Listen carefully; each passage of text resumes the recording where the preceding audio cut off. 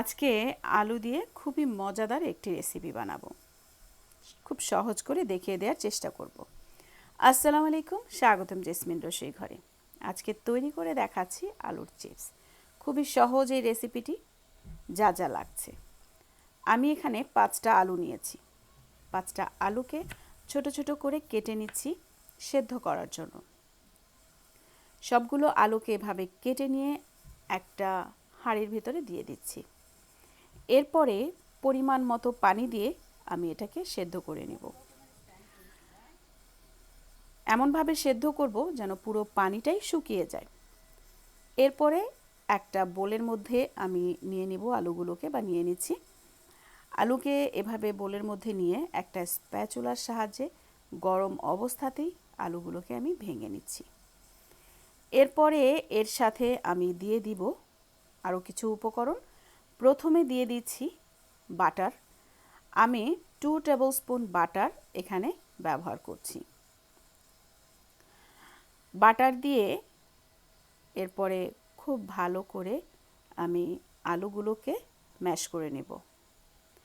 একদমই দানা দানা থাকা যাবে না, খুবই সফটভাবে, মানে সফট একটা ডোর মতো আমি এটাকে তৈরি করে ফেলবো ম্যাশ করে।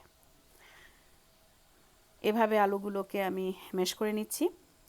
যারা কন্টিনিউ আমার ভিডিওগুলো দেখেন কিন্তু এখন পর্যন্ত আমার চ্যানেলটিকে সাবস্ক্রাইব করেনি, আশা করি আমার চ্যানেলটিকে সাবস্ক্রাইব করে আমার পাশে থাকবেন এবং পাশের বেল আইকনটিও প্রেস করে রাখবেন প্রত্যেকটা নতুন নতুন ভিডিওর নোটিফিকেশন পাওয়ার জন্য।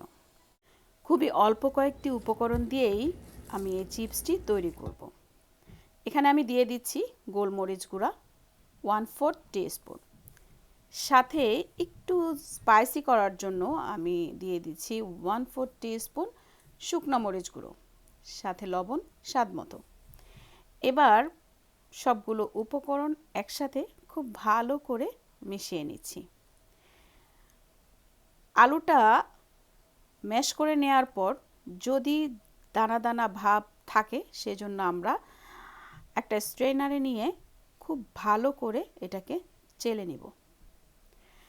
আমি আলুটা ম্যাশ করার পর 5টা আলু ম্যাশ করার পর এখানে 1.5 কাপ পরিমাণ আলু হয়েছে। এটাকে দিয়ে আমরা চিপসটা বানাবো। আলুটা ভালো মতো সেদ্ধ করে নিলে ম্যাশ করার পর আসলে দানা দানা ভাবটা খুব একটা থাকে না। তারপরও আমরা যেহেতু গোলমরিচের গুঁড়ো ব্যবহার করেছি, অনেক সময় দেখা যায় যে একটু বড় বড় দানা দানা থাকে গোলমরিচের গুঁড়োতে, সেগুলো আসলে চেলে নেওয়ার ফলে আলাদাভাবে বেরিয়ে যাবে। ঠিক এরকমভাবে এবার একটা নজেলের সাহায্যে নিব। পাইপিং ব্যাগের মধ্যে নজেলটা ঢুকিয়ে দিয়েছি। আপনারা আপনাদের পছন্দ মতো নজেল ব্যবহার করতে পারবেন।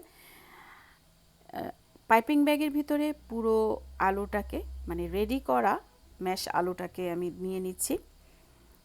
এরপরে একটা বেকিং ট্রেতে আমি পার্চমেন্ট পেপার বিছিয়ে নিয়েছি। বিছিয়ে এর উপরে নজেলের সাহায্যে আমি আলুটাকে সাজিয়ে নিচ্ছি চিপসের মতো করে। আমি আগেই বলেছি আপনারা আপনাদের পছন্দ মতো নজেল ব্যবহার করতে পারবেন। যাদের নজেল নেই তারা চাইলে এটাকে পছন্দ মতো কেটে নিয়েও চিপসটা বেক করে নিতে পারবেন বা বানিয়ে নিতে পারবেন। আমি অন্য কোনো সময় অন্য কোনো ভিডিওতে আবার রেসিপিটা দেখিয়ে দিব যে কিভাবে নজেল ছাড়াই আমরা এই চিপসটা বানাতে পারি।